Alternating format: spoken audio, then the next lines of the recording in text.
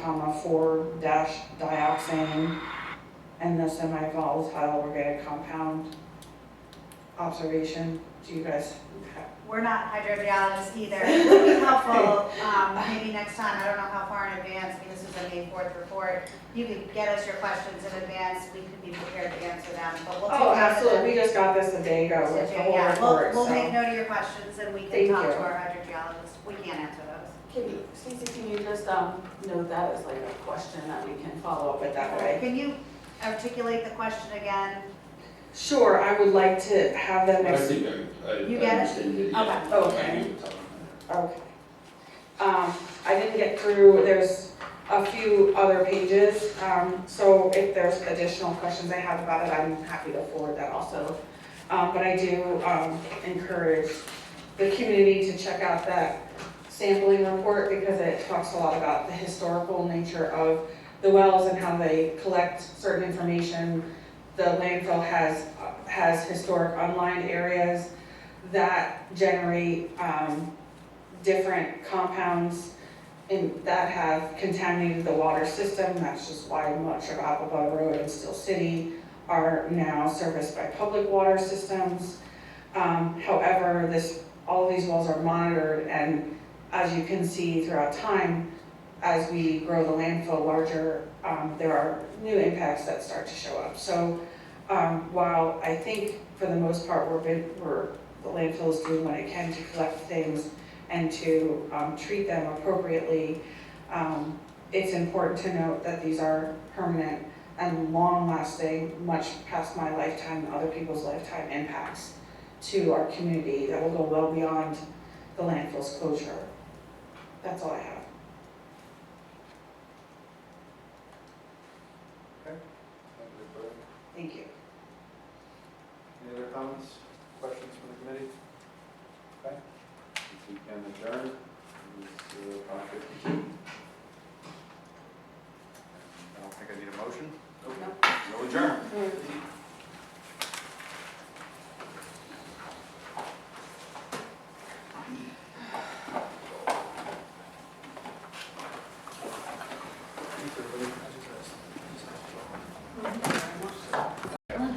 And some voices carry in there, and some voices are like just muffled and completely stifled. So, if you could speak up, I'm sure the audience, we have a couple, whoever's on YouTube. Spend the money and fix it. Sorry, just give me a second because the,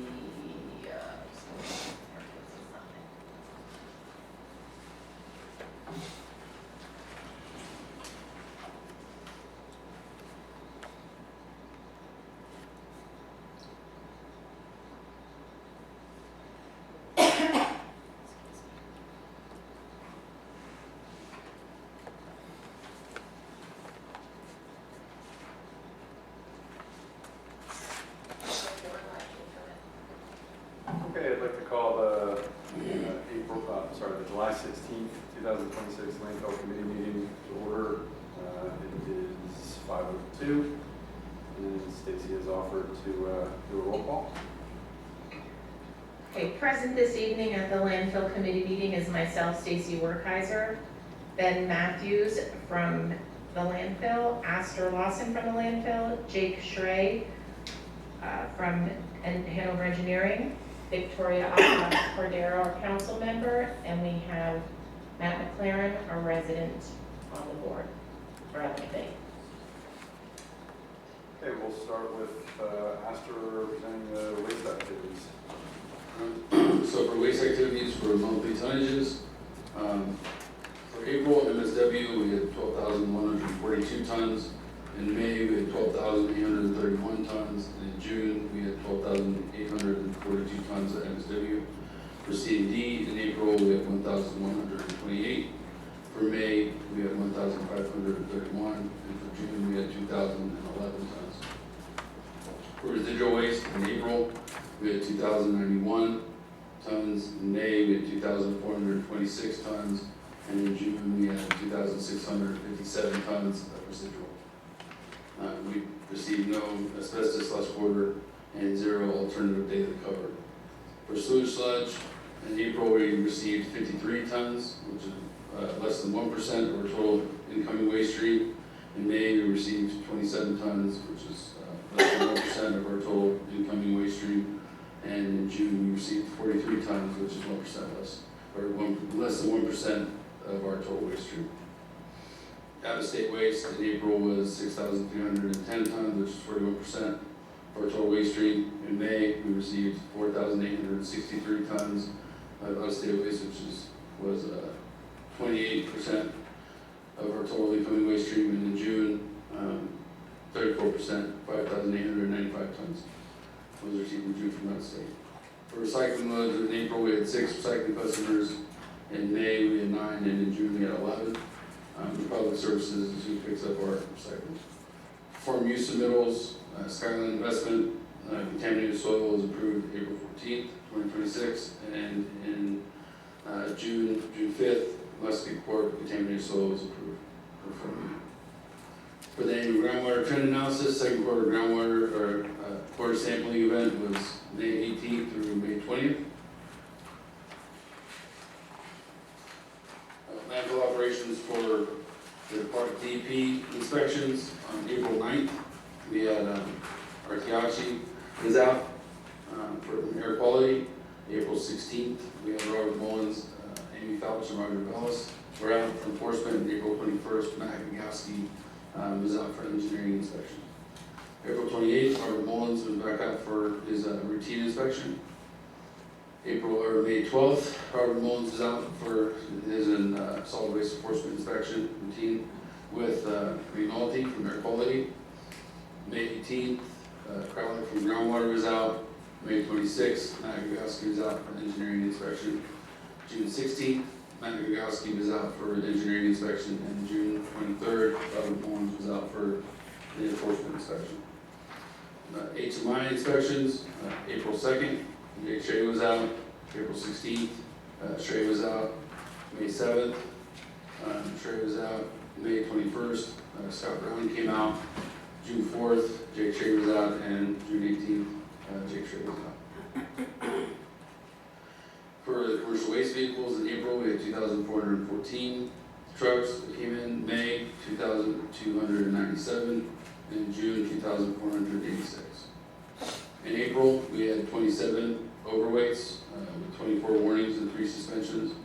In May, we had 31 overweights with 25 warnings and 6 suspensions. In June, we had 27 overweights with 19 warnings and 8 suspensions. During Q2, the North Slope Road has not needed any repairs, nor the swell has not needed repairs. Pastor, if I could interrupt for just a minute. There was a slight change to the agenda in section 4, and it was made just to follow along a little bit better with the report that we get from the landfill. So what we did was we condensed the abatement system / groundwater demand and leachate collection into item H under section 4 of the agenda. So just wanted to kind of call that out so that everyone was aware. It was made just so that so the agenda follows along more clearly with the reporting from the landfill. For the flare operation and gas collection, so our KS plan is the main gas collection system. Our KN will all routine and non-routine maintenance to maximize the landfill gas production and minimize odors. April totals, April average plant flow was 2,648 SCFM. April average flare flow was 3,237 SCFM, and the total average gas collection flow was 2,651 SCFM. Total plant hours was 711. Total flare hours was approximately 3, and the total gas system downtime was 5.6 hours. For May totals, the May average plant flow was 2,774 SCFM. In May, the average flare flow was 3,528 SCFM. Total average gas collection flow was 2,896 SCFM. Total plant hours was 620.8 hours. Total flare hours was 119.1, and the total gas collection system downtime was 4.1. And the reason why the gas plant hours are lower than normal is because they had a planned outage for the first week of May. Sir, just a quick question. The plant flow variation from the flare flow number, are they, like, so is the flare operating at the same time that the gas flow is operating? No, Plate usually flow, I the, should say? the flare usually only runs when the plant's down. If Okay. the plant shuts down for any reason, or if they're pulling less, then they'll turn the flare on, and pull that also. Okay, so so if I'm looking at this, it looks like for April and May and June, if I just look at all three of those flare flows, they're flaring more gas than they're processing? Just at the time that they're running, it's just based off because it's just like at the time that it's running, because the hours that it's running are below. So you can see the flare only ran, so like in May, for example, when they had the outage, the plant ran for 620, but the flare only ran for 120 hours. Right, but during those 120 hours, it Yeah, the flare flared was a little bit more higher. gas than it processed during Yeah, the it's just 620 20 hours? harder, yeah. Okay. Thank you. No problem. For the June totals, the average plant flow was 3,095 SCFM, and the June average flare flow was 3,504 SCFM, and the total average from the gas collection system overall was 3,099 SCFM. Total plant hours in June were 705.6, total flare hours was 5.6, and the total downtime in the gas collection system was 9.3 hours. For the radiation monitoring, there was 2 radioactive loads in April through June of 2026. April 7th, the load was identified as iodine-131, and the load was disposed of on site. On June 25th, the load was identified as technetium-99, and the load was disposed of on site. Current waste operations are in NR2A and NR3A. As far as I didn't receive an updated order complaint log from the DP. They didn't send it, but in the inspection reports, they noted just basically over the 2 that I got, because I haven't gotten the one for June yet, they noted 5 order complaints for those 2 months. Stacy, did we just get a report from June? Did something just come through? Feel like in the last one? I'm Just like a couple of things that I'm just I think it might have been the engineering one. Oh, okay, keep going, it's okay, sorry, thank you. The abatement system continues to operate and discharge the city of Bethlehem wastewater treatment plant, and the leachate collection system continues to operate as normal, sending all leachate to water and carbon, the PFAS facility, and the city of Bethlehem wastewater treatment plant. So in April, total discharge, the LMC 10, which is all the abatement wells, there was 597,289 gallons of total leachate. That went to the PFAS plant was 593,111, with a total ending up at the wastewater treatment plant of 1.2 million roughly. The PFAS treatment plant discharged all leachate 593,111. For May, LMC 10 discharged 627,058 gallons. For the leachate, it was 802,370 gallons, which came to a total of 1,429,428 gallons. The PFAS plant treated all the leachate at 802,370 gallons. For June, total discharge from LMC 10, which again is all the abatement wells, was that's somebody was shushing because the birds outside. LMC 10 was 413,983 gallons. For the leachate was 758,064 gallons, with the total being 1,172,047 gallons. Total leachate treated at the PFAS plant was 758,064 gallons. Thank you, Astor. I just have a question on the PFAS, are they still collecting or like separating PFAS? Yeah. Okay. Is there any movement on being able to solidify it and rebury it, or They just haven't had enough to do yet. They're still collecting it. they're just still collecting it? Okay. Do you know how many gallons they have? Yeah, it's not in gallons. I forget what they said. It's like cubic feet, so I measure it. But I'd have to ask them. Oh, okay.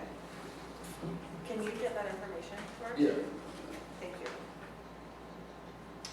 Okay, so run through the post-municipal inspection, the highlights as far as odor, observations or nuisance issues, beginning back in April, so on April 2nd, 2026. There were no wastewater treatment plant odors or landfill odors prior to the inspection. During an odor patrol along Sherry Hill Road, Greenhoffer Road, there was a slight landfill gas odor at the entrance, and following the inspection, there were no landfill-related odors through Skyline Drive, Steel City, Riverside Drive, Remington, Lower Saucon, or Applebetter Roads. There was a garbage odor detected at the working face, and there were no vultures observed. On April 16th, there was a slight wastewater treatment plant odor detected near the treatment plant. There were no landfill-related odors along Applebetter Road. Prior to the inspection, no landfill-related odors. Post-inspection through Steel City, Riverside Drive, Remington, Lower Saucon, and Applebetter Roads. There was a moderate, intermittent garbage odor detected near the working face, and there were no vultures observed. On May 7th, there were no wastewater treatment plant odors detected. Slight to moderate persistent landfill gas odor was detected along Applebetter Road between Red Barn Auto and Ringhoffer Road. And following the inspection, no landfill-related odors were detected along Skyline Drive through Steel City, Riverside Drive, Remington, Lower Saucon, and Applebetter Roads. Moderate persistent garbage odor was detected near the working face, and several vultures were observed. Can I just ask a question? I don't know if it was May 7th with all the other ones. How long does your inspection take place, like in minutes or hours? The inspection portion of it is roughly an hour, give or take. Okay. The odor patrol that precedes it and follows it, so it's tacked on a little bit on either side. Prior to the inspection, it's usually 10 to 15 minutes or so. Post-inspection, it does usually take a little bit longer to go through Skyline Drive and then through Steel City along the Right. on Riverside Drive, so additional half an hour or so. Okay. Do you ever go back? I'm sorry. I'm guilty of the only same thing. Thank you. Do you ever, like, so if you detect any odors along your pre-inspection route, do you go back post-inspection, like after the hour, to see if it's still there? Or do you, because notice there's a certain set of roads you do pre-inspection and then a different set of roads post-inspection. Do you have any process to go back to the roads pre-inspection to see if the odors are still persistent, or? So the route prior to the inspection is usually along Applebetter Road up to Sherry Hill Road or thereabouts. And then I'll turn around and come back to the landfill, enter and do the inspection. And then post-inspection, I'll go out toward Chimersville and get Skyline Drive, then through Steel City and come back past the landfill post-inspection. So I do come back through Applebetter Road and past the inspection after the inspection. Okay. Do you ever keep track of if the odor went away or if it was still there? It usually goes into how it's classified, whether I classify it as, an intermittent odor or persistent odor. Okay, so intermittent would be that it went away, Yeah. and persistent ones that it's still there? Yeah. Is that like a good, fair? Yeah. Okay. So. Sorry, we're May. Yeah. 7th? May 7th, 2026, no wastewater treatment plant odors were detected. A slight to moderate persistent landfill gas odor was detected along Applebetter Road between Red Barn Auto and Ringhoffer Road. Yes. We did May 7th. Yeah. So May 21st, 2026, we'll skip to item 4. There were no wastewater treatment plant odors detected. A slight to moderate persistent landfill gas odor was detected along Applebetter Road between the landfill entrance and Ringhoffer Road. Following the inspection, no landfill-related odors were detected along the previously described route. A slight persistent garbage odor was detected in the working face, and there were no vultures observed. In June, June 4th, 2026, no wastewater treatment plant odors. There was a slight intermittent landfill gas odor detected along Applebetter Road between the self-storage entrance and Red Barn Auto. Following the inspection, no landfill-related odors were detected along the patrol route. Slight to moderate garbage odor was detected while observing the working face, and approximately 5 vultures were observed over the working face. June 18th, no wastewater treatment plant odors, no landfill gas odors were detected along Applewater Road. Following the inspection, no landfill-related odors were detected along the patrol route. Slight garbage odor was detected over the working face, and no landfill gas odors were detected in the southeast corner. There were 3 vultures observed over the working face. So we'll run through the action items that show up in the bi-weekly report. This is where it does tend to get a little bit redundant, but we'll run through here. Starting April 2nd, 2026, there was the installation of a temporary cap on the northern and eastern portions of cell SE2AB, which was completed at that time. The installation of a candlestick flare, which is going to show up in each of these reports, is to be completed. The landfill is in ongoing discussions with PPP for the installation of that flare. As a candlestick, not a enclosed flare, is that right? Are you still considering doing an enclosed flare, or is it gonna be candlestick? No, so that was, that, as you know, it's been going on for a while, where DP has to spot it, and they have getting delayed. So, we're looking at putting an enclosed flare in, the smaller one, and that's actually going under bid here pretty soon. You're looking at doing an enclosed flare versus a candlestick? Yeah. Oh, that's great, thank you. So item C is involving litter, remove litter in the trees along the eastern permanent boundary, surface litter scattered throughout the northeastern corner of the permanent boundary and on the south slope of the southeast cells was to be completed. And item D, repair erosion rills and pick litter on the western side slope of NR1A, which was to be completed at that time. As of April 16th, 2026, the installation of the final cap over a portion of the cells SE1A and SE2B was to be completed by June 30th. Installation of the temporary cap on the northern and easternmost portions of cell SE2AB was completed. The candlestick flare we've discussed.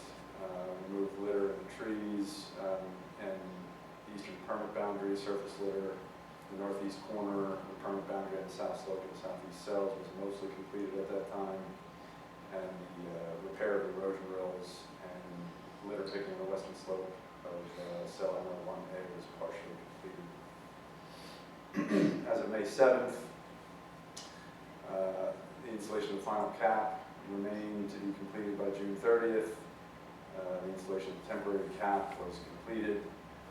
The installation of candlestick flare remains in discussions, and the repair of the erosion rills on the western side slope of cell NR1A is partially completed and ongoing until vegetation can be established. May 21st, 2026, installation of the final cap still to be completed by June 30th. Temporary cap was completed. Candlestick flare still in ongoing discussions. And the erosion rills in the western side slope of NR1A still waiting for favorable conditions. So vegetation can be established. As of June 4th, 2026, the final cap is still in progress to be completed by June 30th. Temporary cap was completed. The candlestick flare was still in discussions with CDP. And the repair of the erosion rills on the western side slope of cell NR1A was completed. And there was temporary cap being placed on the side slopes of cell NR1A. As of June 18th, the installation of the final cap was still to be completed by June 30th. The temporary cap was completed. Installation of the candlestick flare is still in ongoing discussions, and there was temporary cap placed around both the western and northern side slopes of cell NR1A, and that was completed as of June 2026. Item C, service emissions monitoring reports. Just, I have one question. Can you explain, when you do the temporary cap on SE2AB, I see there's like a temporary cap and also a final cap. Does the final cap go over this temporary cap, or do you remove the temporary cap to place the final cap? We remove the temp cap and we put it in the final cap. Okay. that SE2AB that's the area that's closest to the intersection of Apple Butter, Ringhofer, that corner. Yeah. That's where like we're still detecting the odors and all that show up sometimes in the reports. Yeah, we were having problems, that's where we were having. That's where we're having them. Okay, so because I think some of the odors were detected in May, but I'm looking, it looks like the temporary cap may have been taken off to start the final cap. Is Yeah, that they put the final accurate? cap above it, yeah. Okay. And you're still in the process of doing the final cap right now? Right now, they're putting the soil and after they do the soil, they'll have to see the vegetation, but all the cap is down. All the cap is down as we speak. Okay, so hopefully we'll see Yeah, it's, those reports of the odor in that section. Looks like from Red Barn Auto down to the storage plant, or the self-storage units and Ringhofer, that little quadrant. Hopeful to see that decrease with this cap being there. Did you, like, or have you been able to figure out with the wells, everything is working okay, the gas? yeah, we installed more wells and that, the capping, so Okay, working well. thank you. So the service emission monitoring reports, on April 10th, 2026, SCS Field Services SEM report dated April 10th. Field report states that SEM was conducted on April 3rd, and there were no areas of immediate concern found with no, it should be SEM readings exceeding 500 ppm. Not to be confused with another wood salmon. June 23rd, 2026, SCS Field Services SEM report. The report states that SEM was conducted on May 12th, 2026 by DEP at various locations and noted that methane levels at 15 locations were greater than 500 parts per million. In response, the landfill completed appropriate remedial actions at the 15 locations, including additional cover over each area. A 10-day recheck was conducted on May 22nd, 2026 by SCS, and 7 locations were greater than 500 ppm. An additional 10-day recheck was conducted at the 7 locations on June 1st, 2026, and 6 locations exceeded 500 ppm. So just to, Oh, yeah, just I to guess note on that, dates. where they did that, the inspection, they did it where we were in active construction, putting the capping down. For the southeastern, is that When they did the surface emission, that's what it was. They were down in the southeastern area, that's how. Yeah, while we were doing construction, so. You talking originally the May 12th?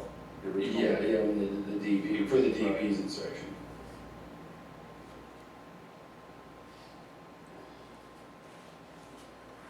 So I'm sorry, the 10-day recheck had 7 locations, and then there was another, was there a third recheck that had 3 remaining exceedances? Correct, yeah, At the so 120 day? Yeah, if you, basically, if they find areas, you have a 10-day to fix it, and then if you don't do by the 10, well, no matter what, whether you fix it or not, once you have the hit, then you have to do a 10-day recheck and then a 30. And if you don't have it fixed by the 30, then that's when you enter that 120-day window where you have to do a mitigation to fix the issue. Okay, so is there, Which we're getting to. go ahead. It is, I'm not gonna ask you it what- is a little confusing. Yeah. And it gets kind of complex, because you're gonna have some wells that now don't exceed, and maybe you just have some that do, and the process for working through correcting it can be a little complex. And so it said like, I'm just trying to envision when somebody comes with a surface emission monitor, I'm envisioning, so just tell me if I'm wrong, because I could be wrong.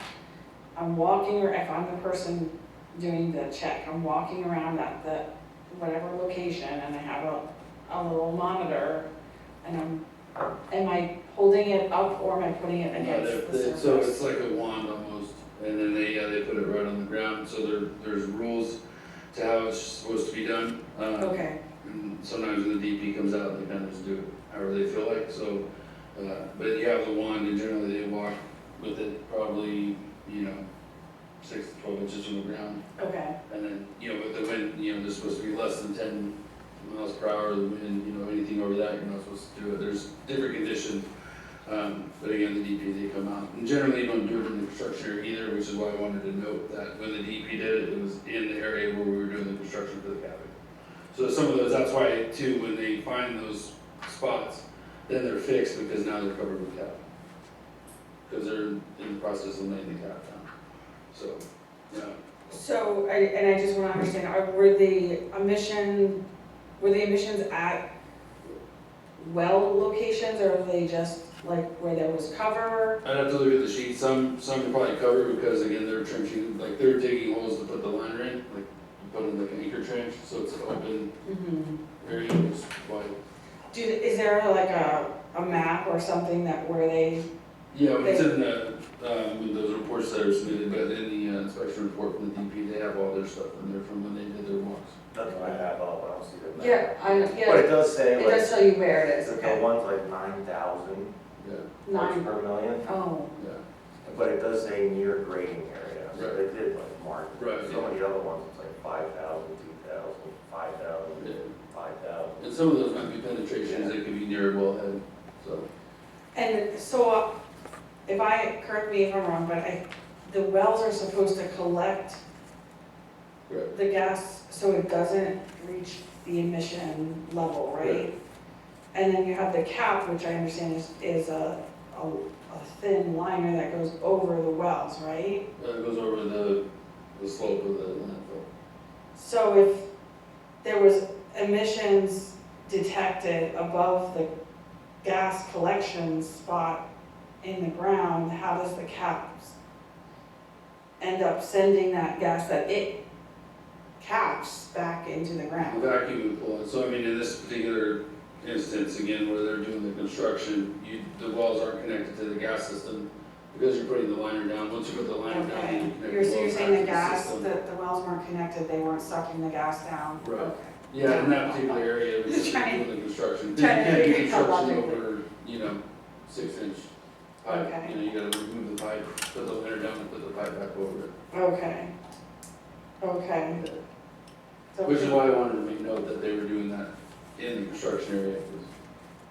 So as wells were offline. Correct. The Which is wells- why, like, our letter about the 120 day that we sent Okay. to DP will know that it's all corrected now because we got the liner down and those wells are back connected. That's helpful. Okay, Okay. so then you have until September, I think that's what you're at. Yeah, so picking back up here, 6 locations had 3 exceedances and now enter the 120-day corrective action period, which required a new well or other collection device to be installed within 120 calendar days of the initial exceedance. Bethlehem Landfill will have until September 9th, 2026 to correct these exceedances within the 120-day corrective action timeframe. An alternate remedy to the exceedances and a corresponding timeline for installation may be submitted for approval. A 1-month recheck was performed on June 11th, 2026 on the 9 areas that had not entered the 120-day corrective action period. 2 of the 9 locations exceeded 500 ppm. 1 location, which was EW-SE 13, will enter the 120-day corrective action plan and must be submitted by September 9th. An additional 1-month recheck was performed on June 19th, 2026 at 1 location, which was HWRS 04. After it did not pass the initial 1-month recheck, after maintenance was performed and the emission levels were less than 500 ppm. The following wells have entered the 120-day corrective action period: EW-SE 12, EW-SE 13, U3, EW-SE 14, HCE, EW-SE 19, and U2. And this was just as of like June 20th, or just a 3 weeks ago? Trying to do my math. Or maybe it's almost 4 weeks. So as of June 23rd, were those wells back online? I know you said they were offline when the initial inspection happened in Yeah, I was May. going in sections, so that's why some of them too were fixed in time, and then the final cap was officially put down by June 26th. So now everything's completed over there. Okay. So are you guys planning on trying to submit for a different corrective action, or are you putting that, like, what is your what is your proposed corrective action to be done by Well, September? we're sending that, everything's capped now and back online, so that's the biggest correction, and then for some of the wells, we're just adding more collectors in that area. So you are But the adding bulk more of the- collectors? is that Yeah, what just like you're doing? one too, but the bulk of the remedy is that everything's capped now, back online. Okay. Do you know how many new collection wells you're adding? It's just like 2 or 3 in that area. We have more going over than the northern side, but that's just proactive. In addition to the 9 or 10 that were done. That were there, that were just put in? Yeah. Yeah. So the southeastern one, correct? Yeah. So if there is a final cap and you have to put in 2 or 3 more new wells, do you have to then remove that cap to put in? No, they'll work around it and seal it or then. Okay. Okay. All right, so moving on to item 6, DEP inspection reports. Go through the highlights for the quarter, March 20th, 2026 inspection issues. There were no landfill-related odors detected during odor patrol. Roadways had been recently watered and the truck was observed operating. The working face was approximately 25 to 30 feet by 129 feet. Litter fencing was in place along the northern side of cell NR 1A, 2A, and 3A. Flagging was minimal and a tree crew was on site. The litter crew was on site earlier in the week and will be back next week. A moderate amount of litter was observed, particularly on the north face. The landfill has responded to recent complaints of windblown litter. A slight intermittent garbage odor was noted in the vicinity of the working face. The falconer was on site and no vultures were observed. Significant improvements were observed around the southeast corner that include cover, stone, grading, and temporary capping, and there appeared to be sufficient cover present. April 28, 2026 inspection issues. No landfill-related odors were detected during odor patrol. The current working face in cell NR2 is less than 100 by 100. Litter fencing was in place along the north face of cells NR 1A, 2A, and 3A. Flagging and windblown litter was minimal. Litter crews continued to clean up areas beyond the litter fencing. Slight intermittent garbage odors were in the vicinity of the working face. A few vultures were noted flying above the working face. The falconer was not on site and has left for the season. The southeast corner of grading and fill work utilizing waste relocated from cell NR1 continues. Can someone tell me what is the season of the falconer? She works October to April, because that's when the seagulls were there. Oh. Okay, go ahead, sorry. Sufficient cover soil appeared to be present, and the landfill is to continue to submit daily photos of the daily cover of the working face. May 12, 2026 inspection issues. No landfill-related odors were detected during the odor patrol. DEP conducted surface emissions monitoring prior to the site tour. 29 sites were monitored on the south side of the landfill. All points are gas collection wellheads unless otherwise noted in the report.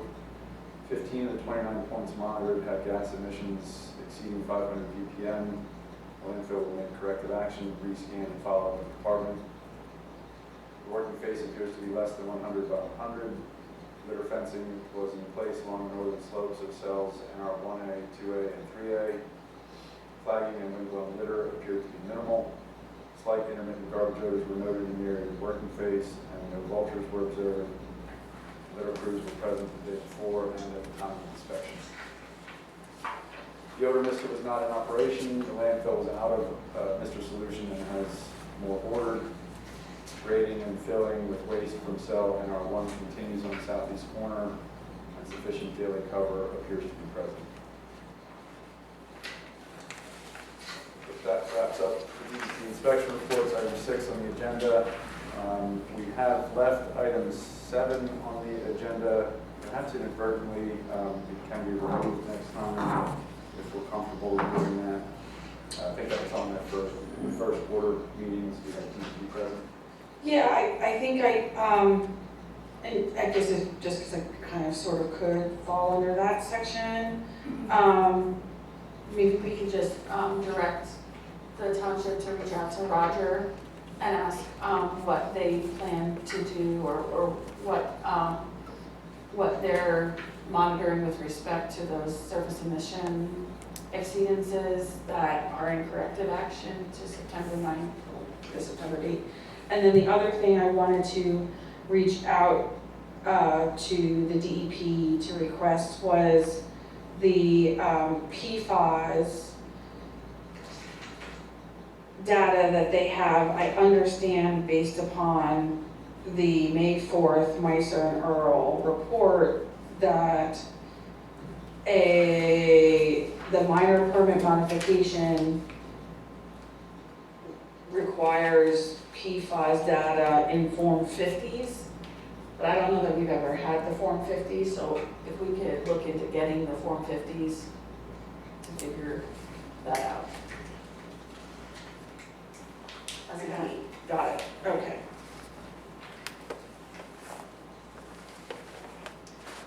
Okay, I don't think we have anything from Archaea for the PFAS plant. So with that, if there's any public comment, entertain that now.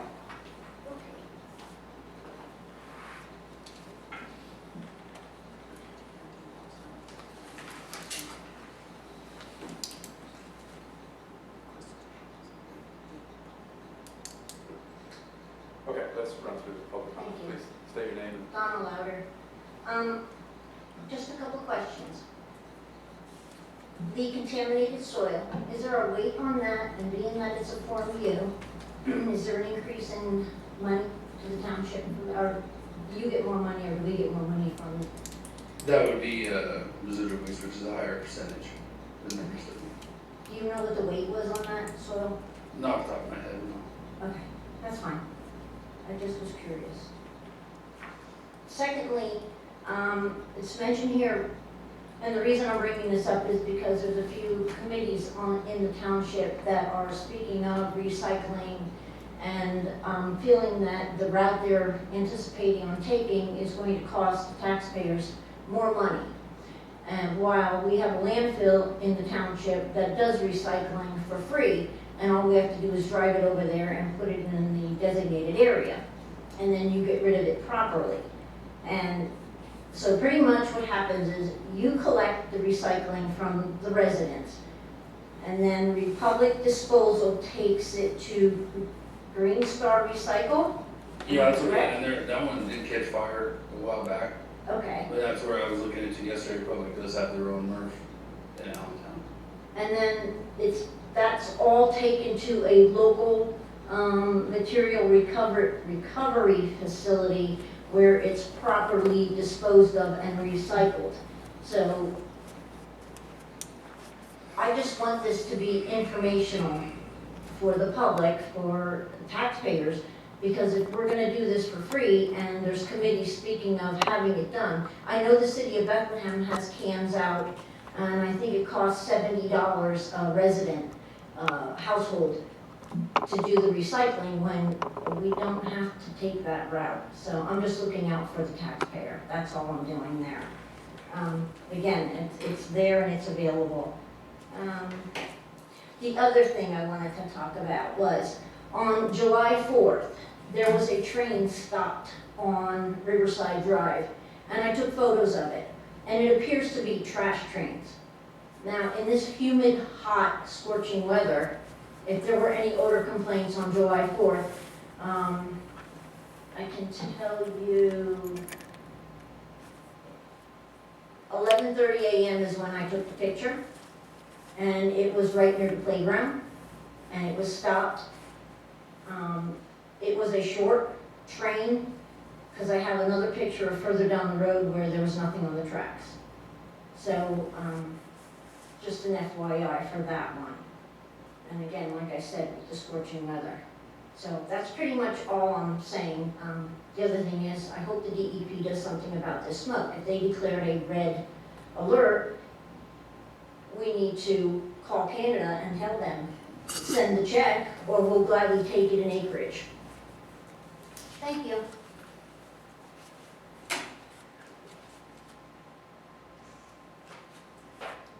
Any other public comment?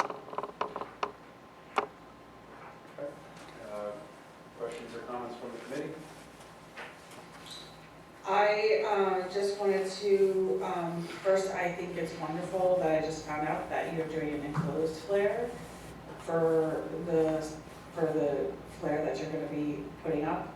I know there was a lot of concerns when the candlestick flare went up from the natural gas plant. So having a second candlestick would have resulted in more concerns when that one went live and was being used, so it's great that you're doing a second flare, although I'd love to see it processed at the natural gas plant, which I understand that second flare is if the whole natural gas plant went down, right? Correct, that's just Okay. like if they It's had an like a- issue, right, just to make sure that we have the ability To handle all of everything. this, okay.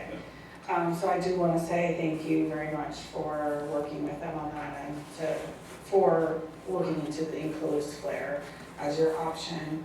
I did have a chance just to review the May 4th Meister and Earl water sampling, which I know it wasn't like on the agenda, but it's part of our packet.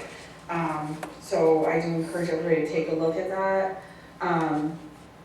What I did want to highlight, at least from what I'm reading, is that some of the wells are reporting lower water levels partially due to decreased recharge or potential decreased recharge from the northern realignment activities. So from my perspective, that is concerning because the recharge is what helps with all of the different underground water systems that end up helping people's wells, but ultimately go down there to the Lehigh River and the Bull Run Creek. And the recharge, basically, from what I understand, is when you are preventing water from going to those locations, it decreases the overall quality of the habitat. Now, on the flip side, obviously, they have to collect the water through liners and things so that it doesn't contaminate the water by bringing in landfill-related contaminants into your natural water system. But a number of wells are identified as being impacted by northern realignment activities and decreased recharge. So I did want to highlight that because it does appear to highlight a concern as we expand and increase our areas of landfill. We are going to ultimately and permanently impact the recharge of the other areas. Where do you see that with the recharge? So I think it's, let's start with the third, I want to say the third paragraph down. I have wells BL3Ds to the north, also, What page are you on? I'm sorry. it's the Meister and Earl report, that's at the very I have that. What beginning. page of the report? Sorry, I didn't highlight my page, I have to read it. Last paragraph. Yeah, but I'll find it for you. Yeah, I was just mostly with the recharge situation. It Because I see stuff about the wells, highlights but the most of them highlight that there recharge. is a drop.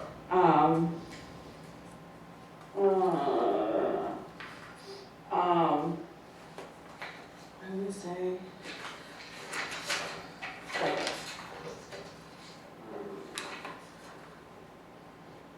I'll find the exact paragraph for you. Here we go. Second page, I don't know, 1, 2, 3, fourth full paragraph. Says, well, 3D is a shallow well north of the landfill, along with reduced groundwater recharge due to abnormally dry conditions. Groundwater recharge to this well may also be reduced from landfill lining activities for the northern realignment.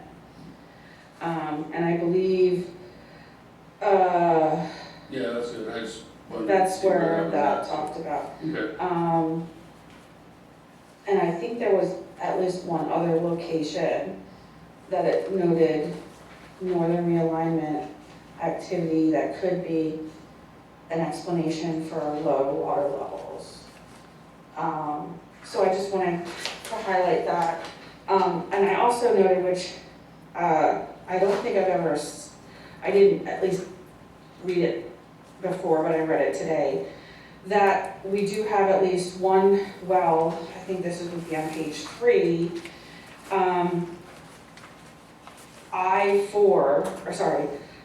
MP 11 capital D lowercase d is being analyzed for dioxoane, semi-volatile organic compounds, which were first identified in the third quarter of 2024.